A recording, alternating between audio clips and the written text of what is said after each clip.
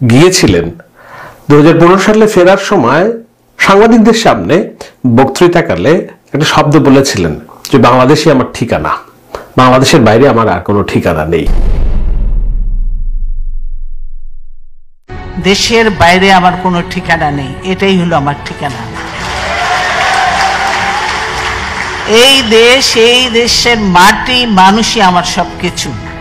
অনেকদিন আপনারা দেখেছেন যে পরিবার থেকে আমরা দূরে রয়েছি। এই অমর বাণী বেগম খালেদা জিয়াকে অন্য সবার থেকে, বাংলাদেশের রাজনীতিবিদ থেকে আলাদা করেছে। বেগম খালেদা জিয়া এবং শেখ হাসিনা বাংলাদেশের দুই নারী বাংলাদেশ শাসন করেছেন, কিন্তু একজন দিল্লিতে পালিয়ে গিয়েছেন তার যে ঠিকানা, তার যে চিরাচরিত ঠিকানা সেখানে। বেগম জিয়াকে প্রায়শই শেখ হাসিনা অভিযোগ করতেন পেয়ারে পাকিস্তান, পাকিস্তানই তার ঠিকানা। বেগম জিয়া কোনোদিন বাংলাদেশের বাইরে নিজেকে সঁপে দেওয়ার চেষ্টা করেননি এবং সেটা করতে গিয়ে তার কি ত্যাগটানা স্বীকার করতে হয়েছে। আমি আজকে তার দেশে ফেরার যে অনেকগুলো ছবি আছে সেই ছবি আমি দেখছিলাম। একটা ছবি সচরাচর দেখা যাচ্ছে যে তিনি ভাবগম্ভীরভাবে বসে আছেন গাড়িতে, নিশ্চল অবিচল এক নারী। আরো ছবিতে দেখলাম যে পেছনে তার যে পুত্রবধূ জুবাইদা রহমান ডাক্তার তিনি আছেন। অনেকেই বলছেন যে আগামী দিনের রাজনীতির ভবিষ্যৎ, আমি এসব নিয়ে এখনই আলোচনা করতে চাই না, কিন্তু এই ছবি কি বলে দেয় যে বেগম খালেদা জিয়া তিনি মোটামুটি পুরোপুরি শারীরিকভাবে সুস্থ না হলেও মানসিকভাবে যে সুদৃঢ় এবং মানসিকভাবে যে এখনো সবকিছু ওয়াকিফল করছেন সেটি বলে দেয় কিনা। নিঃসন্দেহে আমার সাথে বিএনপির ঘনিষ্ঠজনদের যেসব কথা হয়েছে, বেগম জিয়ার ব্যক্তিগত মানসিক স্বাস্থ্য, শারীরিক স্বাস্থ্য এসব বিষয় নিয়ে তারা খুব বেশি আশাবাদী নয় যে সত্যি কথা বলতে যে বেগম জিয়া আবার হয়তো দেশ পরিচালনা করতে পারবেন কিনা। কিন্তু দেশ পরিচালনা করা ছাড়াও বেগম জিয়ার আরেকটা প্রতিজ্ঞা ছিল। সেই প্রতিজ্ঞার কারণেই বেগম জিয়া দেশে ফিরে এসেছেন। কি সেটা একদম শেষে বলছি, তবে তার আগ দিয়ে নিশ্চয়ই আপনাদের একটু স্মরণ করিয়ে দেয় যে এই দেশের বাইরে তার যে আর কোনো ঠিকানা নেই সেটি প্রতিষ্ঠা করতে যে কি ত্যাগ স্বীকার করতে হয়েছে বেগম খালেদা জিয়াকে। আপনাদের সে মনে আছে লন্ডন থেকে যখন তিনি ফিরছেন 2015 সালে এই বক্তৃতা দেওয়ার পর যে আমাকে দেশে যেতে হবে, আপনাদের অনেকেই বলছেন এখানে থেকে যেতে, পরিবারের সাথে অনেক বছর পর ঈদ করার সুযোগ পেয়েছে, অসুস্থ তারেক রহমানের সাথে পরিবারের সাথে দেখা করার সুযোগ পেয়েছে। তিনি বলছেন আমার মন যেতে চায় না, কিন্তু আমাকে তো দেশে যেতে হবে, কারণ দেশে বিএনপির লক্ষ লক্ষ নেতাকর্মী রয়েছেন, তারা মানবেতর জীবনযাপন করছেন, মামলার মধ্যে আছেন। বিএনপি নেতাকর্মীর বাইরেও দেশের মানুষ তার দিকে চেয়ে আছে, কেননা দেশের বাইরে পাঠানোর জন্য তার প্রতি যে ফখরুদ্দিন মঈনুদ্দিন সমর্থিত তত্ত্বাবধায়ক সরকারের যে চাপ ছিল সেই গল্পও তিনি বলছিলেন যে না, আমাকে কিভাবে জোর করা হয়েছে যে দুই নেত্রীকে মাইনাস করার তাদের যে ফর্মুলা, সেই ফর্মুলা বাস্তবায়ন করার জন্য আমি কোনোদিন রাজি হইনি। কিন্তু শেখ হাসিনা তখনই দেশের বাইরে যেতে রাজি হয়েছিলেন এবং দেশের বাইরে গিয়েছিলেনও তিনি, কিন্তু বেগম জিয়া দেশের বাইরে যাননি, তিনি দেশের মধ্যেই ছিলেন। তো দেশের মধ্যে তিনি শুধু একা ছিলেন না, তার দুই পুত্রও ছিল, তারেক রহমান ছিল, আরাফাত রহমান কোকোও ছিল, যদিও তারা কারাগারে ছিল, এবং তাদের উপর অমানসিক নির্যাতন হওয়ার একটা পর্যায়ে বেগম জিয়া শর্ত দেন যে না ঠিক আছে, আমি যাব না, যদি উন্নত চিকিৎসার নাম করে আমার ছেলেদেরকে দেশের বাইরে পাঠানোর ব্যবস্থা করো আমার আপত্তি নেই। তারেক রহমানকে র্যাবের জ্যাকেট পরিয়ে পুলিশ প্রহারায় দেশের বাইরে পাঠানো হয়, তার আগ দিয়ে তাকে অমানসিক নির্যাতন করে তার মাজা পর্যন্ত ভেঙে দেওয়ার সেসব ছবি এবং ভিডিও আমরা দেখেছি, নতুন করে দেখানোর কিছু নেই। তো সেই তারেক রহমান দেশের বাইরে ছিলেন এবং সেখানে চিকিৎসা নিয়ে, লন্ডনে চিকিৎসা নিয়ে পরে মোটামুটি সুস্থই আছেন, এখনো সুস্থ আছেন এবং এমনভাবে সুস্থ আছেন যে তিনি গত প্রায় 15টা বছর ধরে বিএনপির নেতাকর্মীদের সাথে নিবিড় যোগাযোগ রক্ষা করে দলকে ভাঙতে দেননি, কখনো দল থেকে একজন মানুষকেও বের হয়ে যেতে দেননি, এবং গণতন্ত্রের জন্য যে সংগ্রাম, সেই সংগ্রামটা, লড়াইটা অব্যাহত ছিল বলেই এখন নতুন করে আবার বিএনপি নেতাকর্মীদের মনে স্বপ্ন তৈরি হয়েছে যে তাদের দল হয়তো কোনোদিন সরকার গঠন করবে সামনের দিনে। কিন্তু এই স্বপ্ন এবং স্বপ্নের বাস্তবায়ন তো সহজ ছিল না। বেগম খালেদা জিয়াকে আপনাদের একটা ভিডিও দেখাই। শেখ হাসিনা সংসদে একদিন দম্ভ করে বলছিলেন যে সেদিনই সিদ্ধান্ত নিয়েছিলাম যেদিন সুযোগ পাবো সেদিনই ক্যান্টনমেন্টের বাড়ি থেকে খালেদা জিয়াকে বের করে দেব। মনে আছে নিশ্চয়ই আপনাদের সেসব কথা। বেগম খালেদা জিয়াকে সেনানিবাসের বাড়ি থেকে নির্দয়ভাবে উচ্ছেদ করেন ফ্যাসিস্ট শেখ হাসিনা। রাষ্ট্রীয় সন্ত্রাসের মাধ্যমে উচ্ছেদ প্রক্রিয়াটি ছিল অত্যন্ত অপমানজনক। কোন প্রেক্ষিতে বলছেন এই কারণে যে বিশ্ব ইজতেমার মোনাজাত করার জন্য যখন তিনি বিরোধী দলের নেত্রী ছিলেন তখন তিনি মহাখালীতে যেতে চেয়েছিলেন, রাস্তায় জ্যাম দেখে তিনি যেতে পারছিলেন না, সেজন্য তিনি ক্যান্টনমেন্টের ভিতর দিয়ে যাওয়ার জিদ করেন। ক্যান্টনমেন্টের ভিতর দিয়ে রাজনৈতিক কোনো বহর যাওয়া যাবে না, এই সিদ্ধান্ত যখন দেয়া হয় তখন তিনি ক্যান্টনমেন্টে গাড়ি রেখে জাহাঙ্গীর গেটে গাড়ি রেখে পায়ে হাঁটে রওনা দেন এবং রওনা দেওয়ার সময় তিনি প্রতিজ্ঞা করেন, যদি কোনোদিন আমি ক্ষমতায় যাই তাহলে সেদিনই সুযোগ পাবো, যেদিন সুযোগ পাবো সেদিনই তাকে ক্যান্টনমেন্টের বাড়ি থেকে বের করে দেব। এবং তিনি করেছিলেনই তাই। শহীদ মইনুল রোডের বাড়ি, যেটি প্রেসিডেন্ট এরশাদের আমলে বরাদ্দ করা হয়, কেননা বেগম জিয়া রাজনীতিবিদ ছিলেন না, তার দুই সন্তান আরাফাত এবং তারেক তারা যখন ছোট ছিল তখন তাদের বাবা নিহত হয়, শাহাদাত বরণ করেন, শহীদ হন প্রেসিডেন্ট জিয়াউর রহমান। তারপরে এই যে এতিম দুই বাচ্চাকে কোথায় যাবেন তিনি, এই যখন তাদের ভবিষ্যৎ, তখন স্বৈরাচার এরশাদ বিএনপি নেতা কর্মী এবং কর্মী সমর্থকদের এবং জিয়াউর রহমানের যে অগাধ দেশবাসীর তার প্রতি যে ভালোবাসা ছিল, বিশ্বাস ছিল রাষ্ট্রনায়ক হিসেবে, সেটার মন জয় করার জন্য স্বৈরাচার এরশাদ এই বাড়িটি তাদেরকে বরাদ্দ দেন। সেই বাড়িতেই তারেক রহমান এবং আরাফাত রহমান বড় হয়েছেন, খেলাধুলা করেছেন এবং বেগম খালেদা জিয়া সেই বাড়িতেই ছিল, মইনুল রোডের বাড়িটিতে। তো ওই যে বললাম, শেখ হাসিনা বললেন যে যেদিন সুযোগ পাবো সেদিনই ক্যান্টনমেন্ট থেকে বার করব, সেটা বার করতে গিয়ে যখন আইনি নোটিশ দেন তখন খালেদা জিয়া রাজি হননি। না, আমি জিয়াউর রহমানের স্মৃতি বিজড়িত এই বাড়ি থেকে আমি যাব না। তো সেই বাড়ি থেকে তাকে জোর করে উচ্ছেদ করা হয়। বেগম জিয়া সংবাদ সম্মেলনে এসে কান্না করছিলেন। কোনোদিন আমরা তার চোখে পানি দেখিনি, দুইবার দেখেছি তার চোখে পানি। একদিন হলো তার ওই বাড়ি থেকে যেহেতু উচ্ছেদ করা হয়, সেদিন সংবাদ সম্মেলন করে এসে তিনি তার ওই যে গোলাপি শাড়ি দিয়ে চোখের পানি মুছছিলেন আর বলছিলেন যে আমাকে বেডরুম থেকে জোর করে উচ্ছেদ করা হয়েছে। নিশ্চয়ই আপনারা সেই খবর, সেই স্মৃতি ভুলে যাননি। এর বাইরে আরেকদিন তার চোখে পানি দেখেছিলাম, সেটি হলো আরাফাত রহমান কোকোর মৃতদেহ যেদিন ঢাকায় আনা হয়। তো এই গল্পের পরম্পরা আমি বলছি। তো বেগম খালেদা জিয়াকে শেখ হাসিনা জিদ করেছিলেন যে যেদিন ক্ষমতায় যাবেন সেদিন ক্ষমতা থেকে ওই বাড়ি থেকে উচ্ছেদ করবেন। জিয়াউর রহমানের সাথে যেই বাড়িতে থাকতেন সেই বাড়ি থেকে উচ্ছেদ করার পরে তো শেখ হাসিনা ক্ষান্ত হননি। ওই তার পুত্র, এর আগে দুই পুত্র তত্ত্বাবধায়ক সরকারের আমলে সেনা নির্যাতন, পুলিশের নির্যাতনে একেবারে ভেঙে পড়েন। একজনের তো মাজার নষ্ট হয়ে যায়, আর একজন মানসিকভাবে এত দুর্বল হয়ে যায় যে তাকে পরবর্তীতে বিদেশে পাঠানো হয়, মালয়েশিয়াতে পাঠানো হয়, কিন্তু সে আর রিকভার করে নাই, বলা চলে বিনা চিকিৎসায়। এবং মা দেশে এই অবস্থায় অন্তরীণ, বড় ভাই দেশের বাইরে লন্ডনে, তার শারীরিক অবস্থা ভালো না। বিএনপি গণতন্ত্রের জন্য লড়াই করছে, আন্দোলন করছে, কোথাও কোনো সুসংবাদ নেই, নির্বাচন বলে কোনো কথা নেই, রাতের ভোট দিনে হয়, দিনের ভোট রাতে হয়, ডামি ইলেকশন হয়। তো এই সমস্ত কারণে একটা পর্যায়ে হতাশাগ্রস্ত এবং বিনা চিকিৎসায় প্রায় মারা যায় আরাফাত রহমান কোকো। সেই কোকোর মৃতদেহ যেদিন ঢাকায় আসে সেদিন একবার অঝরে কাঁদতে দেখেছিলাম বেগম খালেদা জিয়াকে। আপনার অ্যাগনি বলে এটাকে, একেবারে অ্যাগনি, অর্থাৎ হৃদয়ের যত কষ্ট, যত বেদনা সব উগরে ওঠা। এই কষ্ট বেদনা একটাই, সেটা হলো দেশের জন্য কাজ করেছিল তাদের বাবা জিয়াউর রহমান।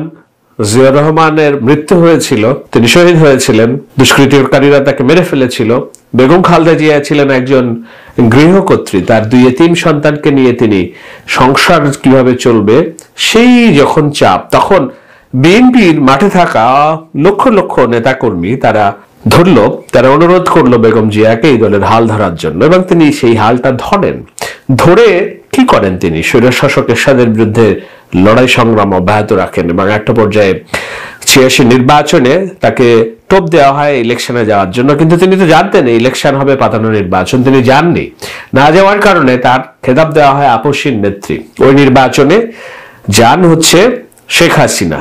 শেখ হাসিনা ওই নির্বাচনে যাওয়ার পর তার খেতাব হয় জাতীয় বেঈমান। তো এই জাতীয় বেঈমান প্লাস আপসীর নেত্রীর এই যে রাজনীতি, সেটি চলতে থাকে বাংলাদেশের রাজনীতিতে বহুদিন। এরপর 91 নির্বাচনে তো বিএনপি সরকার গঠন করে সবাইকে অবাক করে দিয়ে, এবং 96 সালে যখন সবাই বিএনপির থেকে সরে গিয়েছে, তারপরেও বিএনপি সংসদে 146টি আসন পায়, বাংলাদেশের ইতিহাসে সবচেয়ে বড় বিরোধী দল হিসেবে আত্মপ্রকাশ করে। তো এই হলো বেগম খালেদা জিয়ার রাজনৈতিক নেতৃত্ব এবং তার যে তৎকালীন সময়ে তার এই যে স্যাক্রিফাইস, এবং তিনি বাংলাদেশের প্রধানমন্ত্রী হয়েছেন 2 বার, তার জীবদ্দশায় 1 বার নির্বাচন হয়েছে, যেটি 96 এর পরে নির্বাচন। সেই নির্বাচন খুব বেশি দিন টেকে না, অনেকেই বলেন 3 বারের প্রধানমন্ত্রী, আমি বলবো 2 বারের সফল প্রধানমন্ত্রী।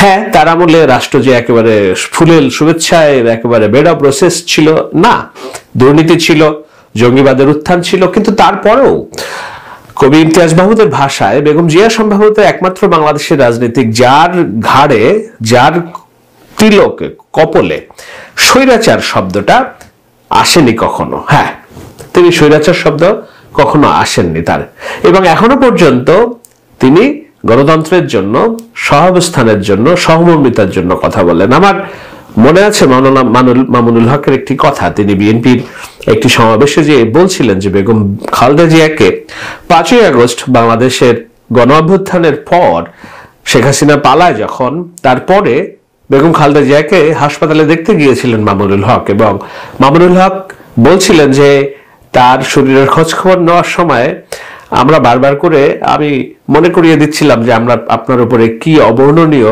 নির্যাতনটাই না হয়েছে, জেলখানায় গৃহবন্দী, সাথে জায়গা, ওষুধ না দেওয়া, স্লো পয়জনিং করে মেরে ফেলা, একেবারে কি মামলা, 2 কোটি টাকা আত্মসাতের মামলা, কিন্তু সেই টাকাটা আত্মসাৎ না, এক অ্যাকাউন্ট থেকে, যে অ্যাকাউন্ট থেকে থাকার কথা সেটা না থেকে কেন আরেকটা অ্যাকাউন্টে ছিল, এই অভিযোগে। তো সেরকম একটা সময় মাওলানা মামুনুল হক বলছেন যে আমরা তাকে বারবার মনে করিয়ে দিচ্ছি যে আপনার উপর কি অবর্ণনীয় অত্যাচারটা না হয়েছে। আমি আশা করেছিলাম যে না, অন্তত শেখ হাসিনার, পলাতক শেখ হাসিনার বিষয়ে কিছু একটা বলবেন কিংবা তার ক্ষোভ ছাড়বেন, যেহেতু এখানে গণমাধ্যম নেই, ব্যক্তিগত আলাপচারিতা, উনি বাংলাদেশের মহান নেত্রী। মামুনুল হক বলছেন আমি অবাক হয়ে দেখলাম একটা বারের জন্য তিনি শেখ হাসিনার বিরুদ্ধে কোনো কথা বলেননি, কিংবা তার যে খিস্তি খেউড়, তার যে অরাজনীতি, অপরাজনীতি, সেটা নিয়ে তার কোনো বিষোদ্গার করেননি।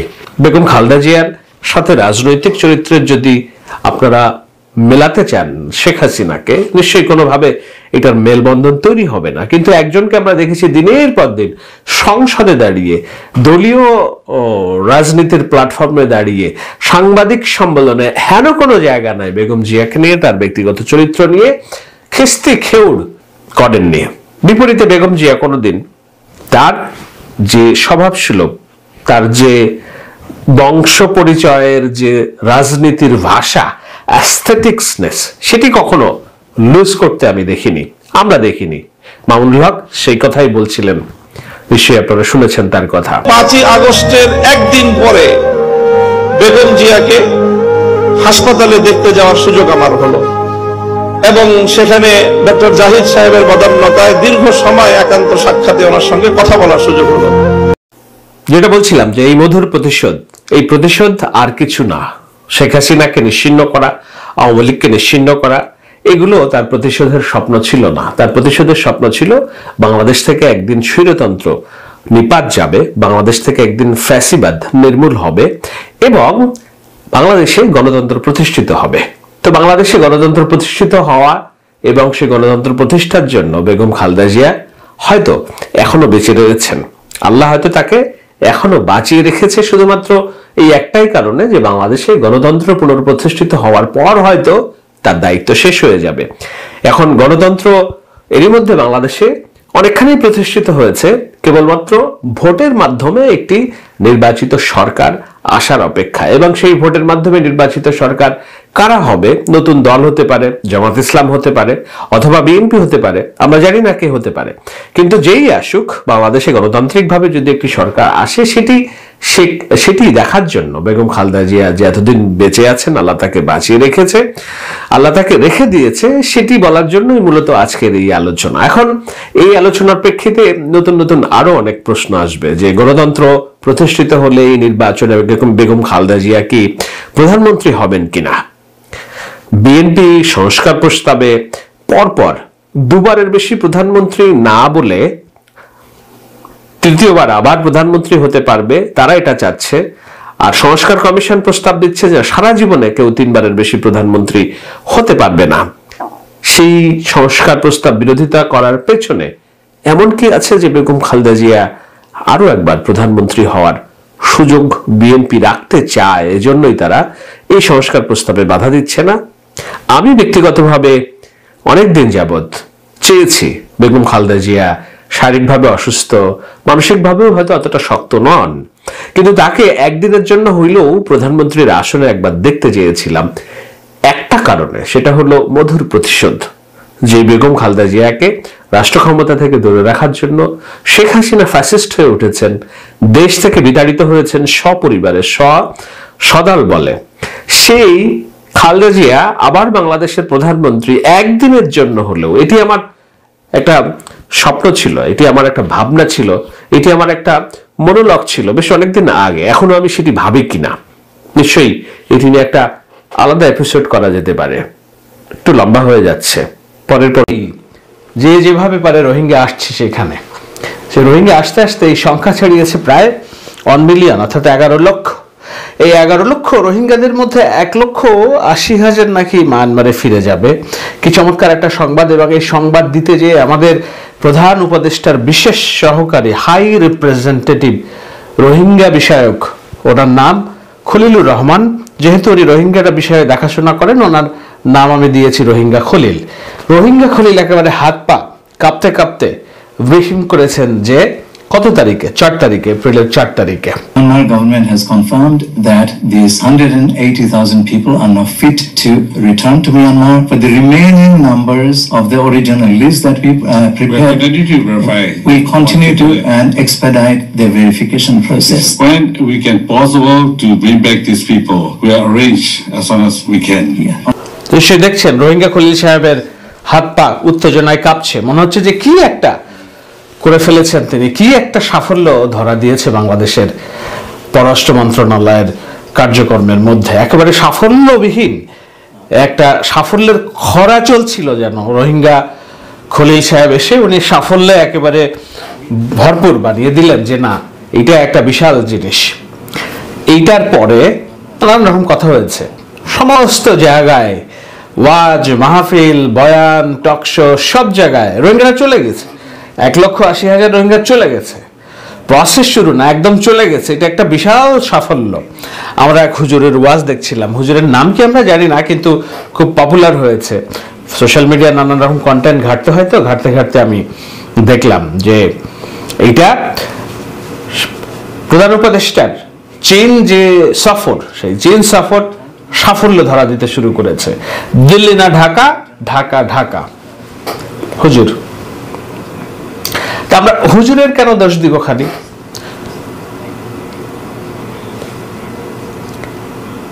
হুজুর সরল মনে ওয়াজ করেছে, হুজুর তো আর এত তাত্ত্বিক বিষয় বোঝার কথা না, ভূ রাজনীতি বোঝার কথা না। সরকারের প্রেস সেক্রেটারি বলছেন বিশাল অর্জন, সারা বাংলাদেশের সবগুলো গণমাধ্যম সংবাদ করেছে, সময় টিভি, এখন টিভি, বাংলা ভিশন, সবাই। হাসিনা পারল না, পারল হচ্ছে ডক্টর ইউনূস।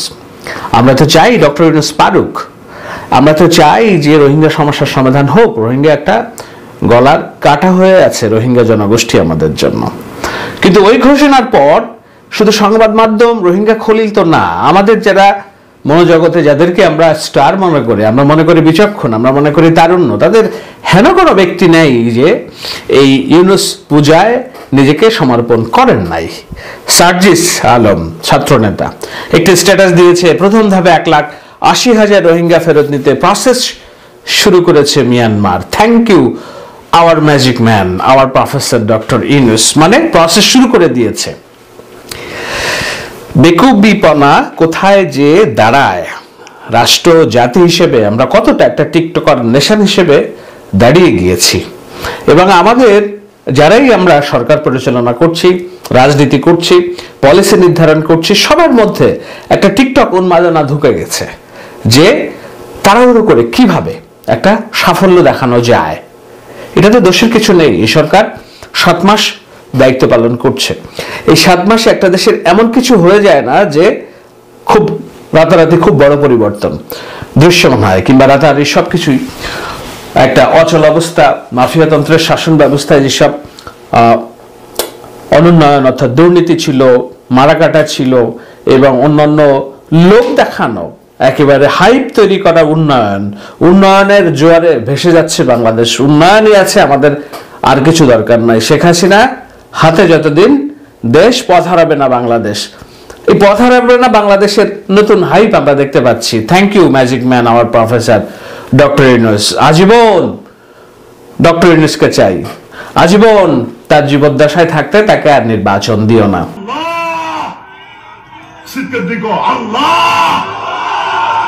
ডক্টর ইউনূস সাহেবের জীবদ্দশা এই বাংলার জমিনে নির্বাচন দিও না। আমি এই আলোচনায় আসছি, কিন্তু রোহিঙ্গা নিয়ে রোহিঙ্গা খলিলদের ক্যামোফ্লাজের যে রাজনীতি, সেটা পরিষ্কার হতে খুব বেশি দিন সময় নেয়নি। এটা খুব অল্প সময়ের মধ্যেই এটা দৃশ্যমান হয়ে গিয়েছে। যেমন এরপর 2 দিন পরেই যখন দেখা গেল যে না, নানান রকম উত্তেজনা চারিদিকে, মনে হলো যে একেবারেই সীমান্ত উন্মুক্ত করে দিয়ে রোহিঙ্গারা এখনই দৌড় দিয়ে দিল মায়ানমারে, তখন প্রেস সেক্রেটারি, প্রেস সচিব তিনি লিখলেন যে না, রোহিঙ্গারা ফিরবে কি ফিরবে না আমরা জানি না, কিন্তু রোহিঙ্গা খলিলের যে পারদর্শিতা, কূটনীতি, এটা নাকি মহান এবং এটা নাকি একেবারে চারিদিকে দৃশ্যমান, এবং এটার উপরেই বাংলাদেশ সব এগিয়ে যাচ্ছে। এই নিয়ে কথা আছে। যেমন জাতিসংঘ মহাসচিবকে এখানে আনার ব্যবস্থা করা হয়েছে। রোহিঙ্গার বিষয়ক যিনি দেখভাল করেন সেই প্রধান উপদেষ্টার high representative doctor Khalilur Rahman তিনি চিঠি লিখেছেন, সত্য কথা। কিন্তু এই যে পুরা জাতিসংঘ মহাসচিবের সাথে গত 15টা বছর ধরে সম্পর্ক উন্নয়ন করেছেন একজন রাষ্ট্রদূত যিনি মেক্সিকোতে আছেন। ডক্টর মোহাম্মদ ইউনূসের সাথে সরাসরি যোগাযোগ স্থাপনের কাজগুলো করেছেন এই রাষ্ট্রদূত যিনি মেক্সিকোতে আছেন। আরেকটি বিষয় আছে, যেমন হচ্ছে স্টারলিংক, মার্কিন পণ্য, এলন মাস্কের পণ্য। আমরা গাজাবাসীর উপর অত্যাচারের জন্য আমরা সমস্ত KFC বাটার দোকান গুড়িয়ে দিচ্ছি। স্টারলিংক হচ্ছে ডোনাল্ড ট্রাম্পের একান্ত সহযোগী এলন মাস্কের প্রোডাক্ট। আমি নিজেও এলন মাস্কের গাড়ি চালাই, আপনারা জানেন, অনেকেই টেসলা চালাই আমি, কিন্তু আমি এই দেশে বসবাস করি। বাংলাদেশের মতো জায়গায় স্টারলিংক আসছে, এটা আমরা চাই সবাই। সেই স্টারলিংকের সাথে সংযোগের জন্য পুরো যে ক্রেডিট, এই ক্রেডিট সবই হচ্ছে হাই রিপ্রেজেন্টেটিভ খলিলের। অথচ স্টারলিংকের যখন বাংলাদেশে যোগাযোগ হলো, প্রথম ধন্যবাদটা টুইট করে কাকে দিয়েছে? টুইট করে দিয়েছে একজন রাষ্ট্রদূতকে, যিনি এখন মেক্সিকোতে থাকেন। কিন্তু ক্রেডিট কার যাচ্ছে? যাচ্ছে হাই রিপ্রেজেন্টেটিভ রোহিঙ্গা খলিল সাহেবের। তো ওনার এইসব স্টারলিংক এবং অন্যান্য এইসব ছোটখাটো ক্রেডিট দিয়ে ওনার পোষাচ্ছে না। ওনার নজর হচ্ছে পররাষ্ট্র মন্ত্রণালয়ের দিকে। পররাষ্ট্র মন্ত্রণালয়ের দিকে যেহেতু নজর, সুতরাং ওনাকে সাফল্য দেখাতে হবে। উনি রোহিঙ্গা পাঠিয়ে দিয়েছেন। আজকে যখন হুশ আসলো, হুশ আসার আগ দিয়ে নিয়ে বিতর্ক হয়েছে। জাহিদুর রহমান আমাদের অ্যানালিস্ট, তিনি চ্যালেঞ্জ করে বলেছেন যে সরকার নাকি ভিতরে ভিতরে অনেক কিছুই করছে। আমি চ্যালেঞ্জ করে বললাম, এই রোহিঙ্গা ফেরত পাঠানোর কোনো সক্ষমতা বাংলাদেশের নেই। এমন না যে এটি আমাদের সক্ষমতা, পরিস্থিতি এটা অ্যালাউ করছে না যে রোহিঙ্গারা সেখানে ফেরত যাবে। শুনুন ডক্টর জাহিদের কথা কি বলছে। এটা আরো 4 দিন আগে তার চ্যালেঞ্জ। আমি চ্যালেঞ্জ করছি, বাংলাদেশ রোহিঙ্গা নিয়ে কিছু করতে পারবে না। এটা ওনার ইনকেপেবিলিটি না, পরিস্থিতিটা। তো এটা নিয়ে নানান রকম সমালোচনা এবং নানান রকম কথাবার্তা, যে না এরা সরকারের উন্নয়ন সহ্য করতে পারছেন না। গত 10-15টা বছর ধরে, বিশেষত জাহেদ ভাই শুরু করছে, হয়তো আরেকটু পরে, শেখ হাসিনার এই ক্যামোফ্লেজ উন্নয়ন, শেখ হাসিনার এই লোক দেখানো উন্নয়ন, ভুয়া উন্নয়নের বিরুদ্ধে কথা বলতে বলতে যে মানুষগুলো স্বৈরতন্ত্রের বিরুদ্ধে মহিরু হিসেবে দাঁড়িয়ে গেল, আজকে এই ডক্টর জাহেদ তাহেদ এদেরকে বলা হচ্ছে যে না এরা দেশের উন্নয়ন দেখতে পারে না, ভালো কথা সহ্য করতে পারে না, নিশ্চয়ই আমাকেও তো বলবেনই, এবং আমিও এই তালিকার মধ্যেই পড়ে যাই, যেহেতু আমি ক্যামোফ্লেজ করতে পারি না আর কি, বলে ফেলি সত্যি কথা। মূল জিনিসটা হলো যে আমরা বুঝছি ভূ রাজনীতির দৃষ্টিকোণ থেকে যে এই যে 10 লক্ষ রোহিঙ্গা বাংলাদেশে আছে, এদের মধ্যে 1,80,000-এর আইডেন্টিটি ভেরিফাই করেছে Myanmar Sarkar. Okay, this is a progress. Bangladesh তালিকা দিয়েছিল 6 লক্ষ রোহিঙ্গার, সেখান থেকে প্রাথমিক পর্যায়ে 2 লক্ষ থেকে 2.5 লক্ষ রোহিঙ্গার ব্যাপারে তারা আগ্রহী হয় যে না ঠিক আছে আমরা দেখি, প্রাথমিকভাবে এই তালিকাগুলো আমরা পর্যালোচনা করে দেখি। এর মধ্যে থেকে 1,80,000-এর নাম ঠিকানা ভেরিফাই তারা করেছে, বলেছে হ্যাঁ আমরা মানছি এটা আমাদের এই ভূখণ্ডের বাসিন্দা। তারা বাকি যে 75,000 না 80,000 তারা বলছে এটা আমাদের আরো সময় লাগবে। আর তাহলে প্রায় 1 মিলিয়ন অর্থাৎ 10 লক্ষ রোহিঙ্গার মধ্যে যদি আমি 1,80,000-কে তারা ভেরিফাই করে, বাদ বাকি সবাই কি চট্টগ্রামের নাগরিক, বাদ বাকি সবাই কি আমাদের কক্সবাজারের নাগরিক, বলবেন যে না ঠিক আছে শুরু তো করা দরকার, তাই না? সবই একসাথে চান কিনা? হ্যাঁ, সবই একসাথে চাই এই কারণে যে এরা যখন আসছে তখন সবই একসাথে আসছে, বানের জলের মতো ভেসে আসছে বাংলাদেশে। নোবেল পুরস্কারের আশায় জননেত্রী শেখ হাসিনা তাদেরকে মাদার অফ হিউম্যানিটি খেতাব পাওয়ার আশায়, এবং পেয়েছিল না, তিনি এদেরকে ঢুকিয়েছিলেন এবং বাংলাদেশের রাষ্ট্র ব্যবস্থা, সরকার ব্যবস্থা, স্থানীয় রাজনীতি, স্থানীয় স্থিতিশীলতা সবকিছুকে একেবারে নানান রকম ঝুঁকির মধ্য দিয়ে, ঠিক আছে এটি কি মানবতা, ওই সময় হয়তো দরকার ছিল, ব্যাপক প্রসিকিউশনের একটা প্রসেস চলছিল। কিন্তু এখন এত বছর পরে এসে আমরা কি দেখছি যে মায়ানমারের রাখাইন যে জায়গা থেকে এই মানুষগুলো এসেছিল, সেই রাখাইনের দখল আরাকান আর্মির দখলে। মায়ানমারে এখন একটা গৃহযুদ্ধ চলছে। মায়ানমারের নেইপিডো অর্থাৎ রাষ্ট্রীয় বাহিনীর অধীনে কেবল তাদের যে রাজধানী এবং রাজধানীর কিছু এলাকায়, বেশ কিছু এলাকা আছে, কিন্তু এর বাইরে উত্তর, দক্ষিণ, পূর্ব, পশ্চিম আপনারা নিশ্চয়ই ম্যাপ দেখতে পাচ্ছেন, হালকা বেগুনি অঞ্চল রঙের যে ম্যাপটি আপনি দেখতে পাচ্ছেন সেটি এখন আরাকানের আর্মির দখলে। এই আরাকান আর্মির সাথে আবার দারুণ দ্বন্দ্ব বাংলাদেশের যারা অবস্থান নিয়েছে রোহিঙ্গা। তো এই দ্বন্দ্ব আপনি মায়ানমার সরকার ফেরত নেবে, প্রথম কথা মায়ানমার সরকার ফেরত নিয়ে তাদেরকে কোথায় রাখবে? আমরা যতদূর জানি মিয়ানমার এই 1,80,000-কে আরো 3-4 বছর আগে তারা বলেছে যে তারা আরেকটি ক্যাম্পে রাখবে, যেহেতু মায়ানমারের নাগরিক। তো এখানকার রোহিঙ্গারা বলছে আমরা যদি এই ক্যাম্প থেকে আমাদের বাপ দাদার ভিটায় না যেতে পারি, আমরা আরেকটা ক্যাম্পে কেন যাব? তারা যায়নি। এই প্রসেসটা দীর্ঘদিন যাবৎ ঝুলে আছে। এখন যেহেতু বিমস্টেকে তারা গিয়েছেন, মায়ানমারের সাথে যেহেতু দেখা হয়েছে এবং একটা সফলতা তো দেখাতে হবে, সুতরাং তারা দাবি করে বসলো যে মায়ানমার রোহিঙ্গা ফেরত নিচ্ছে। আজকে এসে পররাষ্ট্রমন্ত্রী বলছেন যে বর্তমানের আরাকান স্টেটের প্রেক্ষাপটের বিবেচনায় রাখাইনদের প্রত্যাবাসন সম্ভব না এখন।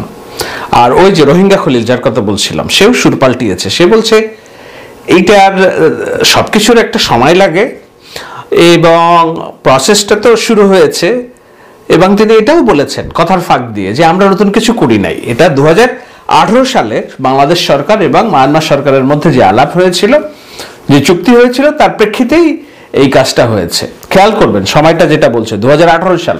তো 2018 সালে তো শেখ হাসিনা ক্ষমতায়, আপনারা আসছেন 7 মাস, তখন থেকে এই কাজটা ভেরিফিকেশনটা তারা কমপ্লিট করেছে। মিয়ানমার 11 লক্ষের মধ্যে 1,80,000-কে তারা বলছে তাদের নাগরিক, বাদ বাকি বাংলাদেশের দিকে ঠেলে দেওয়ার পায়তারা চলছে। এরকম একটা বিষয়কে ফুলিয়ে ফাঁপিয়ে বলতে যে হাত পা কাঁপাকাঁপি তৈরি হয়ে গেছে, এত বড় কূটনীতি বাংলাদেশের আগে দেখেছে কিনা কেউ আমার জানা নেই। শুনুন 5 দিন পরে এসে সুর পাল্টিয়ে কি বলছে রোহিঙ্গা খলিল সাহেব। আমি সবসময় বলেছি আমরা সকল পক্ষের সঙ্গে যোগাযোগ রাখছি। এই প্রত্যাবাসনের জন্য আমাদের যেমন কারা প্রত্যাবাসিত হবেন সেটার জন্য আমাদের মিয়ানমারের কাছ থেকে ভেরিফিকেশনটা নিতে হচ্ছে। এই ভেরিফিকেশনের প্রক্রিয়াটা 2018 সালে মিয়ানমারের সঙ্গে যে আমাদের দ্বিপাক্ষিক চুক্তি হয় সেই চুক্তি মোতাবেক হয়েছে, সুতরাং এটা একটা ভ্যালিড চুক্তি। আমরা বলি কি অনেক বছর তো হলো, ডক্টর ইউনূস সরকার সফল হবেন, সফল হন, আমরা এটা চাই, কিন্তু ডক্টর ইউনূস সরকার সফলতা দেখানো এবং তাকে ম্যাজিক ম্যান হিসেবে, অতি মানব হিসেবে এস্টাবলিশ করার যেই ক্যামোফ্লেজের রাজনীতি চলছে, সেই রাজনীতিতে ছোট্ট একটা উদাহরণ হচ্ছে এই যে রোহিঙ্গা ক্যামোফ্লেজ। এই জন্য এই আলোচনাটার নাম হয়েছে রোহিঙ্গা ক্যামোফ্লেজ, রোহিঙ্গা খলিলের ক্যামোফ্লেজ। তো রোহিঙ্গারা বাংলাদেশ থেকে যাবে এক সময়, এটি বাংলাদেশ তাদের আবাসভূমি নয়। তার বাপদাদা 14 গোষ্ঠী 14 পুরুষ হয়তো কোনো এক সময় ছিল এখানে, আমাদের ভাষা সংস্কৃতির সাথে মিল আছে। শুধু ভাষা সংস্কৃতির সাথে তো আমাদের পশ্চিমবঙ্গের বাংলাদেশের বাঙালিরাও আছে, আমরা তো আর ইন্ডিয়ান না, পশ্চিমবাংলার লোক না, আমরা বাংলাদেশি। তো ভাষার সাথে মিল আছে। রোহিঙ্গাদের বলে চিটাগাংয়ের মানুষ আছে, তারা চিটাগাংয়ের নাগরিক না, বাংলাদেশের নাগরিক না, তারা মায়ানমারের নাগরিক। সেই মায়ানমারের নাগরিক, তাদেরকে ফিরে যেতে হবে। সেই ফিরে যাওয়ার জন্য যেসব প্রচেষ্টা আছে, আন্তর্জাতিকভাবে সচেতনতা তৈরি করা, সবকিছুই দরকার। এগুলো শেখ হাসিনা মোমেন যখন ক্ষমতায় ছিল তারাও করেছে, বর্তমান সরকার করছে, আগামীতে যে সরকার ক্ষমতায় আসবে তারাও করবে, এটা চলমান প্রক্রিয়া। কিন্তু সফলতা, বুভুক্ষ অবস্থায় থাকা সফলতা দেখানোর জন্য এই